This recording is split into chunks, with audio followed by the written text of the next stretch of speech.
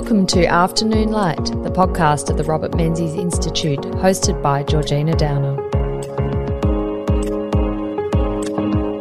Robert Menzies faced 4 Labor opposition leaders during his 18 years as Prime Minister.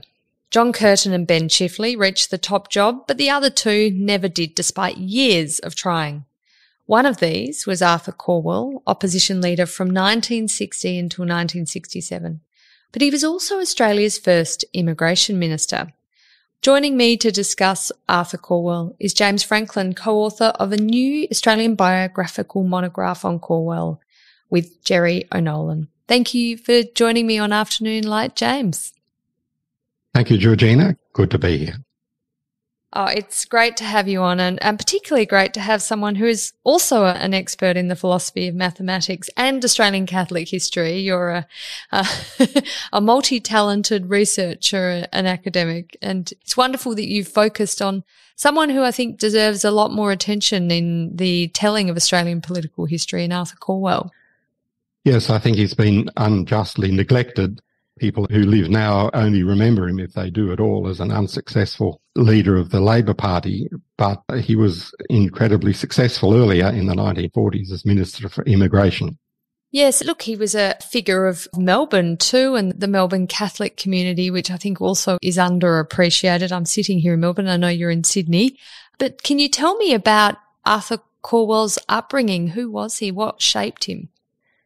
A very poor upbringing in central West Melbourne, in a working class area. It was very central to who he was.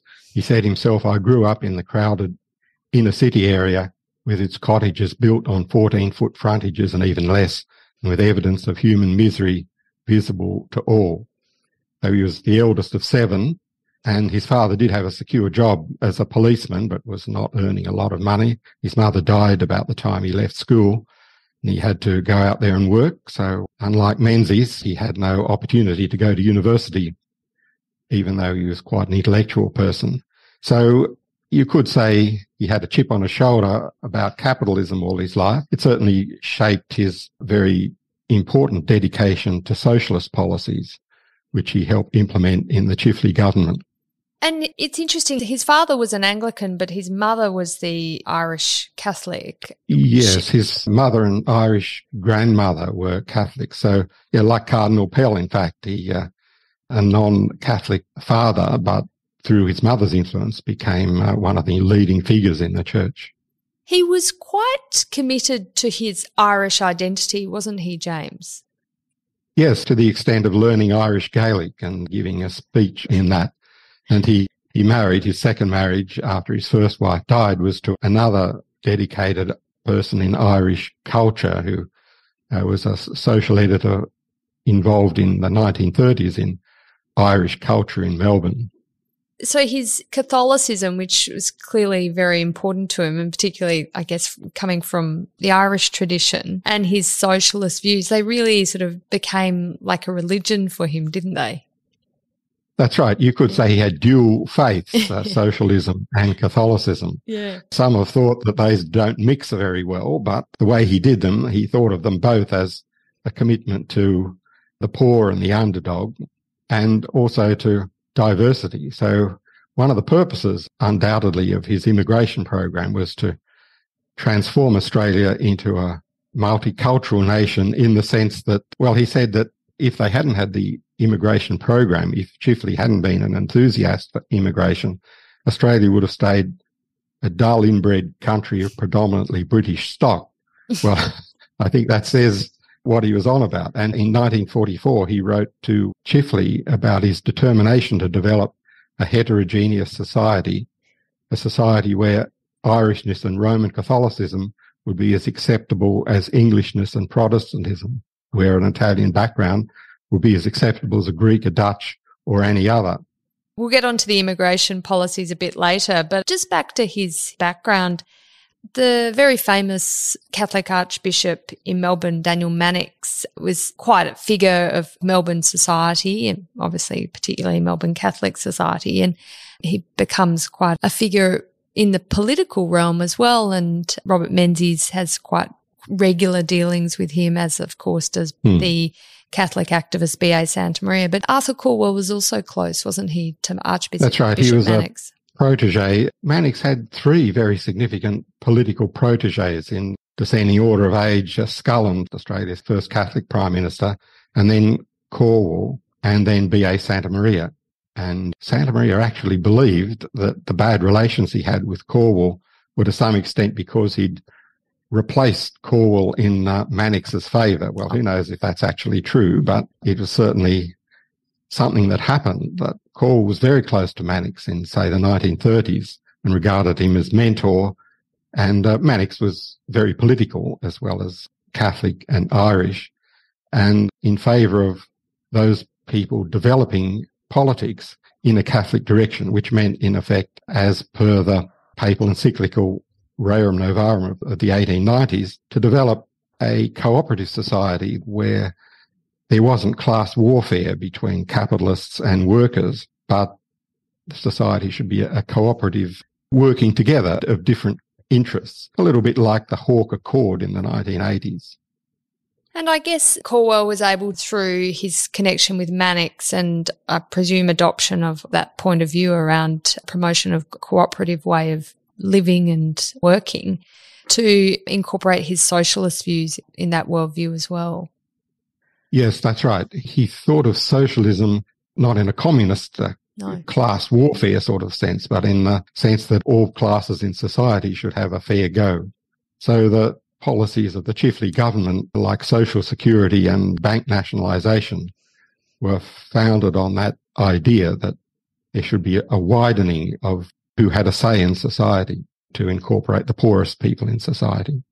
Calwell was quite an ardent anti-communist, wasn't he? I mean, he shared that with, of course, B.A. Santamaria, despite them not having a particularly good relationship. And, of course, he shared that with Archbishop Mannix. But how did he marry that commitment to socialism with anti-communist views? Well, he just thought they were very different, that communism was a toxic ideology that was against freedom, and, of course, quite rightly about that, and was becoming more evident in the late 1940s with communist expansion in Eastern Europe. But he thought that was nothing like socialism as he and Chifley understood it, which was about social security and, for example, things like the health system in England at that time, that it was to help the poorest in society. And they thought, in fact, that if the conservative parties didn't approve of socialist expansion like that, then that played into the hands of communists, because the communists, as in the Depression and the war, would be able to represent themselves as the only solution to the evils of poverty. It's interesting, though, in a lot of his speeches, despite him being anti-communist, he does talk about class. It's quite a feature, and I know when he was Minister for Information, this is a bit later, obviously once he'd got into politics, he's talking about the leading newspapers of Australia being run by press barons and class enemies. So, you know, he could speak like that. Yeah. So it's interesting. He was still using some of the language of communism despite not being in favour of it. That's right. He certainly thought that the rich capitalists were to some extent responsible for the evils of poverty that he'd grown up in. But as you say, the capitalist that he particularly hates was press barons. He says in 1941 that the press is owned for the most part by financial crooks and is edited for the most part by mental harlots. Theirs are the newspapers that libel, malign, traduce and defame us. And of course, this is not totally untrue. The press gave as good as they got. They've got to sell newspapers, I guess. Well, yes, they ran cartoons. The cartoonist Frith ran cartoons for years with Calwell represented as a cranky old cockatoo saying, "Curse the press, curse the press." So, yeah, they did have a toxic relationship, no doubt about that. Was there a reason why they depicted him as a cockatoo? Is it to do with his hairstyle or? A little. It was actually probably more to do with his voice. Calwell had an unfortunate voice because he'd almost died of diphtheria as a child, and his voice was somewhat raspy and high-pitched, which is not really ideal for a politician. And I think you could say it sounded a little bit like a screeching cockatoo if you didn't like him very much, which they didn't. No, indeed.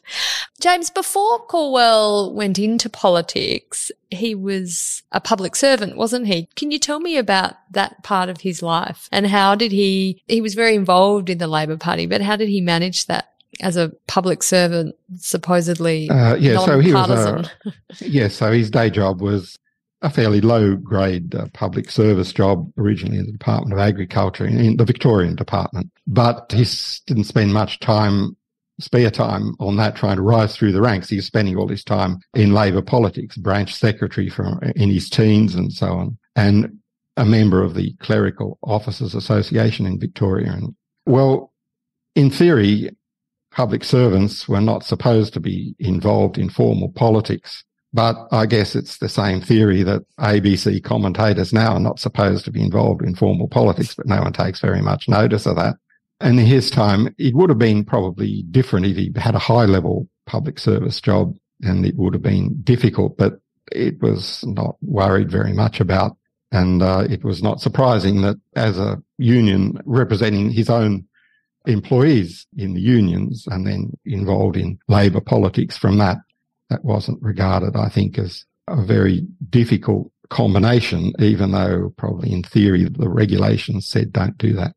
He waited a while, didn't he, to run for pre-selection for the seat of Melbourne, which he eventually held and represented his entire political career. Yes, that's right. Yeah, that's a remarkable incident in his rise. He was branch secretary for a long time and assistant to Dr. Maloney, who'd been a Labor member since forever. And Dr. Maloney was Labor member of the Victorian Parliament since before there was a Labor Party, and he was 80 in 1934, but Calwell didn't challenge for pre-selection and waited for Dr. Maloney to die in 1940, after which he more or less inherited the seat. So he was loyal in that sense, perhaps to the detriment of his own career. There was a question whether the same happened with Evatt later, whether he should have, when he was deputy leader to Evatt in the 50s, undoubtedly the Labor Party would have been better off with Calwell as leader earlier. He did, in effect, challenge once, but he could have possibly worked harder. Yes. Well, loyalty can be a good thing in politics, but it can also mean you don't advance. Miss an opportunity. Yes, and miss opportunities. I'm sure we can both think of several examples in more recent years of people who have perhaps suffered for their loyalty. So he's elected to Parliament finally in 1940 to the seat of Melbourne, and this is when Robert Menzies is Prime Minister, and then, of course, John Curtin becomes Prime Minister in 1941, Labor Prime Minister. This is an opportunity, isn't it, eventually for Arthur Calwell. He eventually is appointed Minister for Information, which in these days sounds a little bit insidious, doesn't it? But what was he like? That's right. It was. It was a euphemism in wartime for censorship and propaganda, really. Yeah. So there was undoubtedly a need for some censorship and propaganda, so it was felt better for morale to pretty much cover up how bad the bombing of Darwin was. Well, there was, you do have to cover up some bad news, but perhaps Calwell went too far, and certainly the press barons thought he went too far. And Calwell was briefly overseas. They took him on and printed a blank front page when he'd censored some things. They did provoke him by sending into the censor comparisons of Calwell and Goebbels. Well, that's going pretty far. But so he did rise to the bait, and eventually they won in the High Court, and he had egg on his face over trying to censor the press. Perhaps it was all a bit of a storm in a teacup all the same. The press did more or less behave responsibly over war news, and the censorship wasn't really too onerous, I think. But both sides were looking for a stoush, and they got one, and it was great theatre, but whether it really meant anything, I'm not sure. There's an incredible incident in 1944, isn't there, when the Sunday Telegraph prints a blank space on part of its front page to denote censorship. Can you tell me a bit about that? And this is, of course, when Calwell was still Minister for Information. Minister for Information, yes. So what Calwell had censored was a speech by the head of the Press Barons Association. I forget what the name of it was, Henderson. Australian Newspaper Proprietors Association, I think. Australian Newspaper Proprietors, that's exactly I'm right. cheating, I have it written down in front of me. Great, you have it there. I should have it too. It was calling for less censorship and criticising Calwell himself over the amount of censorship. So Calwell censored that, and that was a perfect opportunity for them to run a largely blank front page and call in the expensive lawyers. So it went for some days, and eventually the priors won in the High Court, and that was that. And it didn't repeat. But it did mean that when it came to the immigration issue, it was very doubtful initially if Calwell would be able to get the support of the press, large amounts of foreign immigration. In fact, he did. And Calwell himself thought that the main obstacle to his immigration program was publicity, that there would be bad publicity and the Australian people wouldn't put up with it. So things had to change. And it was very remarkable that he got really complete cooperation from the press, except the communist press and the Protestant press, over the immigration program. It was very remarkable, perhaps Australia's most remarkable news management. James, I mean, aside from him disliking the press barons and, obviously you had the wonderful quote about the financial crooks and mental harlots, was there a reason why he didn't like the press? I mean, was it just because he saw it as a vehicle of capitalism, or, he'd had a bad experience in the 1930s, hadn't he, when he was a public servant? Yes, so he did regard it as, I suppose, cutting edge of capitalists keeping themselves in power. But, of course, it's self-fulfilling, yes. As soon as he starts attacking them, they love to attack him back and get their cartoonists onto him and so on. And it just goes from bad to worse. Possibly both sides were enjoying it up to a point, but it's still perhaps unfortunate for the management of Australia. It's funny, Robert Menzies also didn't have much time for the press, although as a politician, you'd think it's an absolutely key vehicle through which to communicate. I mean, you have to work with the press. You have to work with them, but you don't have to like them. No, you don't. I guess not. And of course, every time the politicians do get misreported and taken out of context and so on, naturally they get hot under the collar. That's very understandable. And they do pick on anyone that's down. Yeah. Curtin had appointed Calwell as Minister for Information, but their relationship wasn't particularly good, was it? I mean, you had I think you have a quote in your book from Calwell where he said, "Curtin held a slumbering resentment against me." So, yes, that's right. And again, I'm sure it was self-fulfilling to some extent. So sometimes they weren't talking. Well, they weren't getting along personally well, but there were some issues that they were disagreeing on. One important issue was how much you should put the war first and socialist policy second. Calwell was in favour of what was then called post-war reconstruction, of which Chifley was the minister, trying to get things done in the line of social security, whereas Curtin was very much war first. But the real issue they disagreed on was conscription. So Curtin, like most of the important Labor people, had been solidly anti-conscription in the First World War, as had Calwell. But in the Second World War, the threat of the Japanese invasion meant that Curtin and the majority of his government approved conscription just for local service, meaning in the Southwest Pacific, including New Guinea. And Calwell and a few others dug in and said, no, I've been anti-conscription always, and I'm not going to change now. And there was a lot of ill feeling about that, not surprisingly, in the fraught war years with the threat of invasion so close. Yeah. What about his relationship with Chifley? Because I was looking at all the leaders he deals with through politics. He doesn't seem to really ever get on with them, not with Chifley much, not with Evatt much, and definitely not with Whitlam, who he tries to throw out of the Labor Party. So. Yeah, that's right. But he kind of got to get on best with Chifley. They were aligned, their points of view are the same. Chifley also came from a Catholic background and thought the same in a socialist and Catholic way, even though he was formally excommunicated from the Catholic Church because he got married in a Presbyterian church. He was still a believing Catholic and went to Mass. They were on the same page, I think, and in particular, they were on the same page about the need for immigration policy. So personally, well, perhaps they weren't exactly close, but they respected each other and were in favour of each other's main political lines. Obviously, John Curtin very sadly dies in office in 1945 and Chifley succeeds him. But Chifley appoints Calwell as the first ever Australian immigration minister, which I should say I am the granddaughter of an Australian immigration minister in Alec Downer, who was immigration minister in the 50s. So I have a strong interest in Arthur Calwell being the first ever immigration minister and, of course, doing some quite incredible things in that area of policy. Yes, that's right. So it was significant of the government that they did appoint the first immigration minister, and especially because Labor tradition is anti-immigration. Certainly between the wars, Chifley himself had got elected in Macquarie with a very vicious anti-foreign worker campaign. But with the... Yes, I have a quote here, James, from Ben Chifley in 1928, which is probably what you're talking about, where he says he was running a campaign against, I quote, hundreds of Italians, Yugoslavians and Czechoslovakians who are scabs of the worst kind.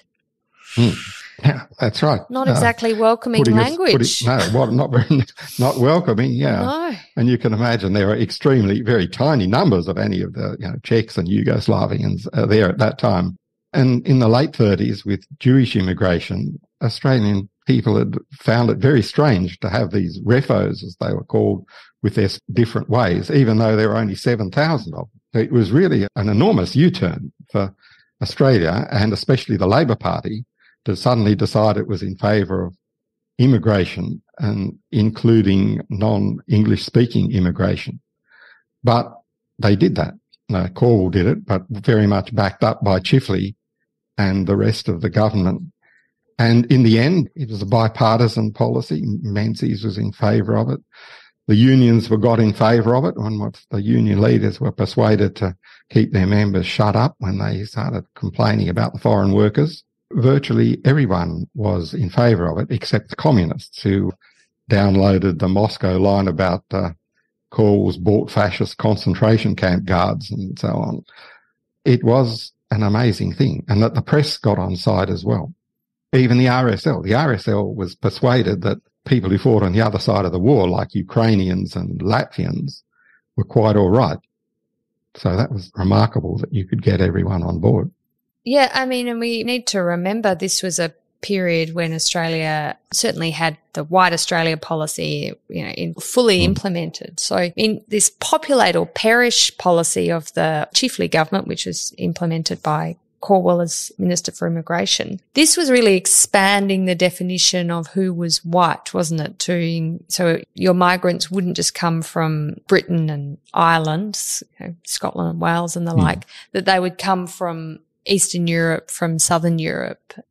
So nearly all immigration in Australia earlier had been British or Irish, and in the Italians and Greeks were not unknown, but it was regarded as a little strange to have people who didn't speak English. And Calwell was interested in having white people, well, meaning European people. He would have liked Irish, Americans and Canadians, for example, but there weren't any available, or Scandinavians. But it suddenly came to light that there were 1 million refugees from the Red Army who were Eastern Europeans who'd fled west to escape the communists and were sitting in camps in Western Europe, mostly Western Germany and Italy and Austria. And there was little known but a coordinated international plan by the Western powers to distribute the whole 1 million of them around the world. The British and Americans were in charge of it, largely Whitehall. And the mind of the Whitehall mandarins turned to a country far away that had got rid of surplus population for the British in the past. And they said to the Australians, "Can you take some?" And Calwell was very enthusiastic to have them. The main difficulty was really shipping.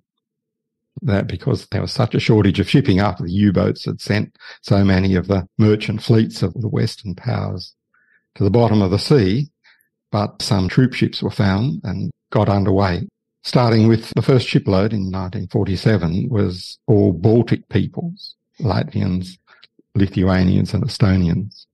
And in the end, Australia becomes one of the world's leading recipients of DPs, displaced peoples. Displaced persons, as they were called, yes. Yeah. That's right. They took 170 or 180,000 of them up to 1950. So they were one of the biggest countries taking those million displaced persons. So it's remarkable, especially since Australia was the most distant country, that, of course, it's a lot easier to ship them to Britain or Canada. So Calwell had to work quite hard to make sure Australia was taken seriously, given the long turnaround time of the ships. It's interesting reading what Calwell was writing to Chifley in 1944, and this, of course, is before the beginning of receiving the displaced persons. But his idea of what a heterogeneous society is in Australia is quite different from what we would envisage it today. He writes of his determination to develop a heterogeneous society, a society where Irishness and Roman Catholicism would be as acceptable as Englishness and Protestantism, where an Italian background would be as acceptable as a Greek, a Dutch, or any other.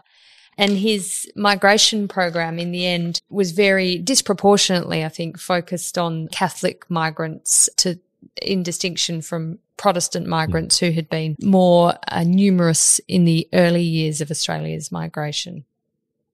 That's right. Well, there weren't many Protestants in Eastern Europe, so No. It just so happened that the Poles and Ukrainians who led the Red Army, largely Catholics. The Baltic peoples were not, and actually it seems that the choice of Baltic peoples to lead the program, it helped that they were kind of blonde, blue-eyed Protestant. It was felt this would look good, and they put them in front of the cameras out here, and it did look good.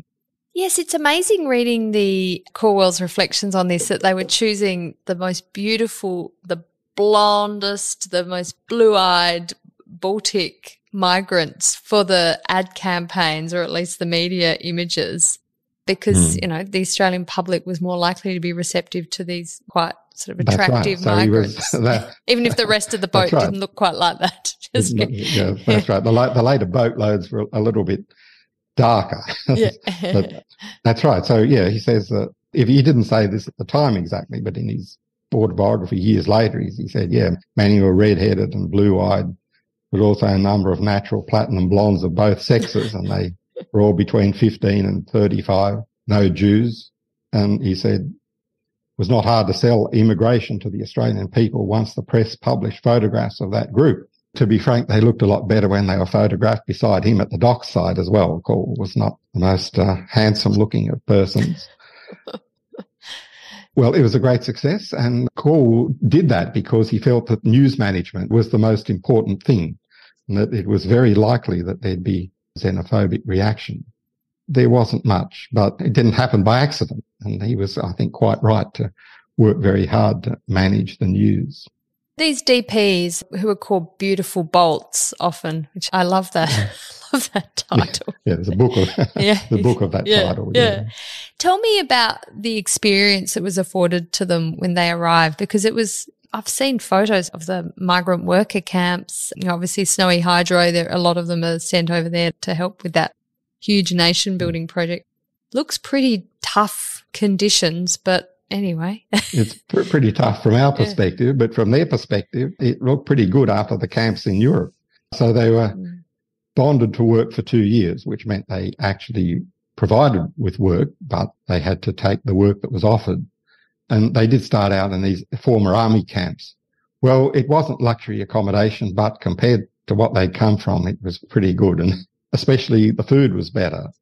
I remember talking to one of them who was Hungarian, and she said they arrived at the camp in, I think, Bathurst, and they were given a pat of butter, like the little things that you get beside your bread roll to eat in a restaurant today. And they said, is that for a week or a month? They said, no, that's for today. And they couldn't believe it. And meat every day. They couldn't believe that. So it was a tough life, but it was gratefully accepted because of what they'd come from. The camps in Europe were just awful. So My wife is Latvian and I spent the first few years in a camp in North Germany. Well, people would, trucks came around every day to take away the dead bodies. It was something you wanted to get away from, and to be at the far end of the earth from that was pretty good. Mostly find success. So after the 2 years, they moved into the community and they were given help with English. And the whole thing was possible because employment was good. The economy boomed at that time and new housing was built. And except for the occasional glitches with kind of minor brief depressions, things went quite well employment-wise, and that certainly helped everything. And the migrants themselves proved, in almost all cases, keen to learn English and become new Australians, as Calwell branded them. And how vigorously was assimilation pursued with the new Australians? They were expected to learn English, they obviously were expected to work and then, buy their own houses. There wasn't a huge welfare state smothering them with support. It was really sink or swim, wasn't it?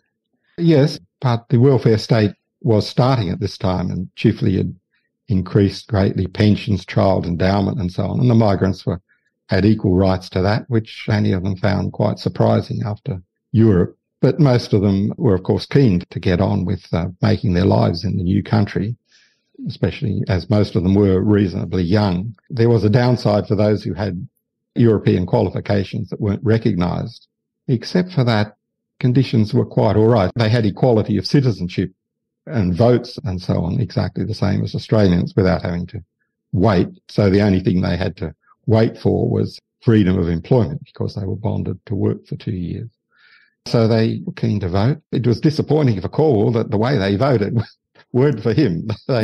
Yes, a lot of them had come from countries that had fallen into the Soviet Union.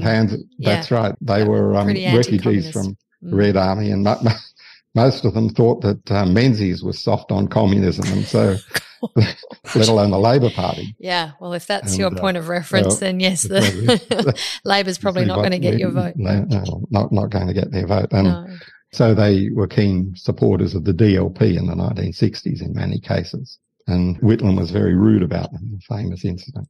James, despite this amazing immigration program that Calwell was in charge of and the welcoming of so many thousands of migrants, particularly DPs from Eastern Europe, if you weren't white, it was a big problem. I mean, Calwell was still committed to white Australia, and there were some very sad incidents, weren't there, of non-white refugees who were admitted during the war being kicked out of Australia, or non-white wives of Australian soldiers were deported. So as a humanitarian response, this seems deeply troubling. Yes, and I think it was not right, but at the same time, you do need to understand why that was happening. Partly the slogan "populate or perish" mean populate or perish at the hands of Asian invaders, which to begin with meant the Japanese, but later meant the Chinese communists. So white immigration was felt to be a bulwark against those invasions. The reason that Calwell gave, being such an enthusiastic supporter of the White Australia policy, is that multiracial policy countries didn't work.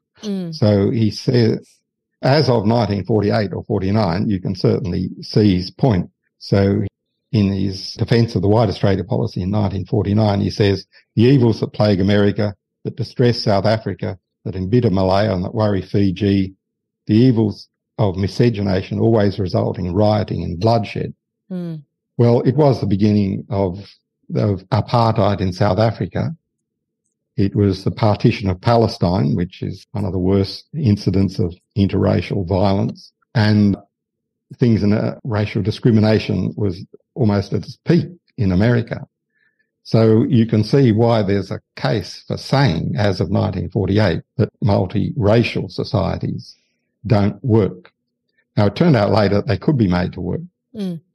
And we've benefited greatly from our own society and others, like, for example, Singapore, being made to work. But I do understand why somebody in 1949 thought they couldn't. Yeah. Just on the basis of the empirical evidence. Calwell said that there was no suggestion of superiority of a white race or anything like that.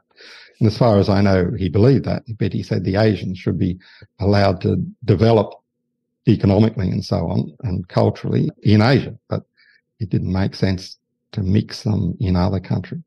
I should also add, he does say, I think in his autobiography, that underlying the White Australia policy is no suggestion of racial superiority. So he was quite clear that he didn't see it as one race being better than the other issue. It was, as you say, this concern about interracial violence. I wanted to move forward a bit to the Menzies era, James, and obviously Labor's in opposition, and Labor is in opposition for a very, very long time, from 1949 when Chifley loses the election to Menzies through to 1972 when Gough Whitlam finally wins the election for Labor. So 22 years is a long, long time to be in opposition. But obviously Calwell is a key feature in the Labor Party. And Labor experiences its third split in the 1950s under the leadership of Doc Evatt. How did Calwell view this? Because, I mean, he's from Victoria where the split is most serious, and he's a strong Catholic. He's, as you said, a real follower of Archbishop Mannix, not particularly close with Santa Maria, of course, but still he's an anti-communist. So in a way he could have gone with Santa Maria and split off, but he doesn't. He sticks with Labor despite all his tendencies. Yeah. That's right. It was extremely painful for him. And as you say, because he was very much in the middle and could almost have gone either way, because he was Catholic anti-communist and suspected by some of exactly being a movement person. And the fact that he did go on the Labor side led to a great deal of personal bitterness against him by his former friends who were Catholic Labor people, joined in the movement and then the DLP, and especially Mannix. So Mannix, it was extremely painful for Calwell that Mannix was telling people not to vote for him. And in one election, Mannix said a vote for the Evatt Party is a vote for communism. And Mannix said that Mannix would not appear at any events where Labor people spoke.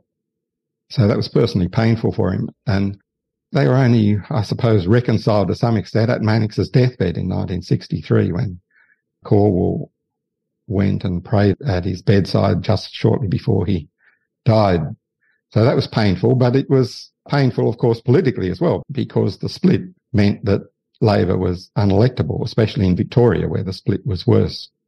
And he had to deal with Evatt, who had his problems. And of course, I think Calwell was Evatt's deputy, wasn't he? Evatt's deputy throughout the 50s. Yeah. So he played quite an instrumental role, of course, in the unfolding of the Petrov affair and trying to manage unsuccessfully Calwell's decision-making around that and around the Royal Commission as well into the Petrov affair. That's right. So trying to be a responsible leader when Evatt was being irresponsible as party leader and getting everything wrong and getting worse and worse in his mental health as time went on was a very difficult task and one that nobody probably could do well.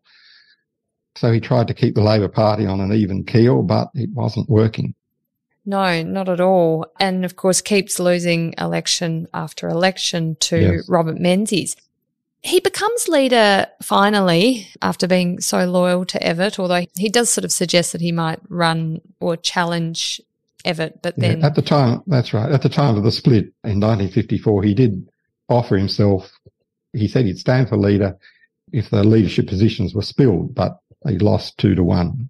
Yeah, so pretty definitive there. But he does eventually become leader in 1960 and he almost wins the 61 election, which is amazing. I mean, it was amazing. Everyone was amazed, including himself, that they got up. It was a very remarkable event that he got. It's said to be 50.5% of the two-party preferred vote. Yeah. Probably that's close to it. And he came within 1 or 2 seats winning. It was extraordinary, when it was quite unexpected leading up to the election. Yeah, and the other unexpected thing of this election was that the media supported him too. Well, at least the Sydney Morning Herald did, owned by Warwick Fairfax. Yes, that's right. Having Warwick Fairfax support you, well, finally a press baron had come to the party, if only temporarily. It was unexpected, and the press baron, Warwick Fairfax, even sent someone to help Calwell write his speeches. It was just unbelievable. It didn't last very long, and it was hard to say why. A lot had to do with the credit squeeze, as it was called, in 1961, where the Menzies government was thought by many, including the leading capitalists, to be managing the economy badly because there was a sudden deflation. Looking back, it was the Menzies government dipping their toe into deregulation, which probably in retrospect was a good thing, but it didn't work out too well with a sudden rush of imports, and a lot of people were thrown out of jobs and businesses closed. Yes, and reflecting on the two-party preferred vote at the 61 election, where Labor does indeed win the vote but not the majority of seats, which of course is the crucial thing. I know that the detailed analysis that the Australian Electoral Commission did was that where Labor had done really well was in seats they already held, and so they won big in their own seats, but obviously didn't win the majority of seats across the entire electorate. No, that's right. Yeah, it was seats like Calwell's own Melbourne inevitably had enormous Labor majorities that are wasted electorally. Yeah. Calwell is famous not perhaps for something he wanted to be famous for, and Gough Whitlam is joined in this too, for that photograph. I think, is it outside the Kingston Hotel? The Kingston Hotel in Canberra, yes. Yes. When the faceless men, the Labor executive making a decision, and Gough Whitlam and Calwell are standing outside waiting to be told what the policy is. What policy, and their photograph. One of Australia's great press photographs. Amazing photograph. I mean, this pointed to a real problem, didn't it, for old Labor in a way? Yes, that's right. There's something dysfunctional about the Labor Party and its constitution that allows that kind of thing to happen, that these 36 faceless men, one of whom was actually a woman, were able to dictate to the parliamentary party, who had very little say in what policy was. And the parliamentary party, of course, elected by the actual people, the voters, just had to put up with it. So Whitlam, when he became leader, successfully, up to a point anyway, did something about that and reduced the power of those faceless persons, but not, of course, entirely. Was Calwell the end of old Labor? I mean, he loses the 63 election really, really badly, and it's amazing to think back then that both Evatt and Calwell were allowed to lose 3 elections in a row each. And there was sort of give them another go sense of loyalty to these leaders, whereas these days if a leader, even without facing an election, they might be turfed out of the position by their party.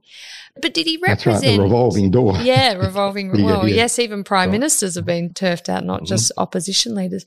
But when he eventually does leave the leadership in 67 and Gough Whitlam, who he tried to, as I said earlier, who tried to eject from the Labor Party over the issue of state aid, does that represent the end of the old Labor, do you think? I mean, Calwell was such a senior figure in the Labor movement, but he also had views that perhaps weren't going to advance the party politically. That's right. So, if, for example, support for the White Australia policy, which they were getting rid of at that time, and actually his opposition to conscription again was unpopular. In that case, conscription to the Vietnam War, as against conscription then as he was in 1941 and 1916.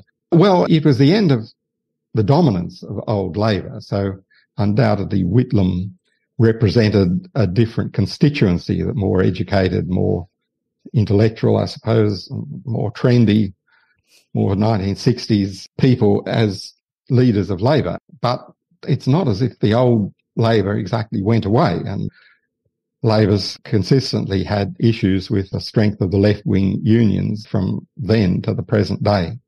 It's interesting. So the issues are still there. It's just that we don't have a union leader of the old style like Calwell was. Of course, we had a union leader in the new style like Bob Hawke, but he was doing things differently to the old socialist style of Calwell. It's interesting, in 1970, I think it was a booklet that Calwell had contributed to, and he contributed an article, A Great Russian Patriot, for a booklet, Lenin Through Australian Eyes, and it was published by the Novosti Press Agency. He says of the Australian Labor Party that it was turning into a pretty bourgeois party, which would be infested by social climbing, status-seeking, lower middle class and white-collar people.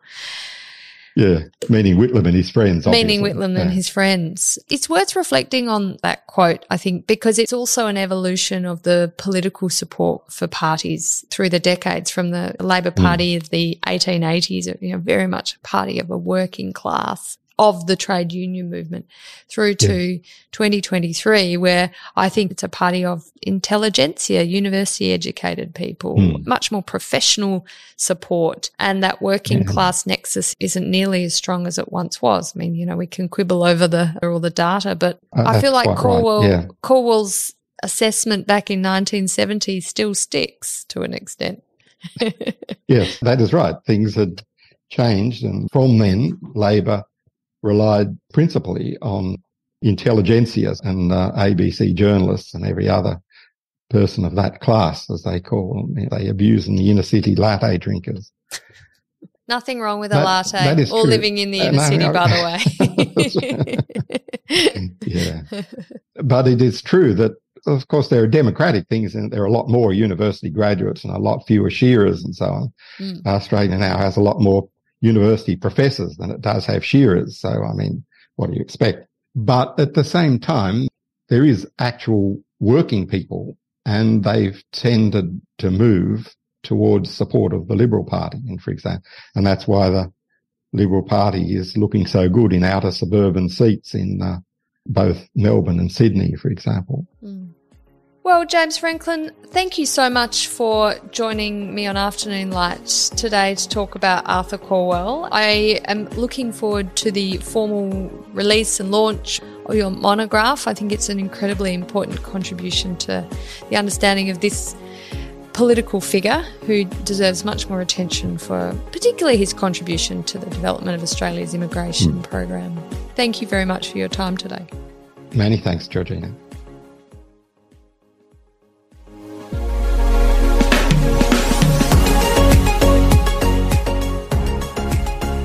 That's it for this week's episode of Afternoon Light, the podcast of the Robert Menzies Institute.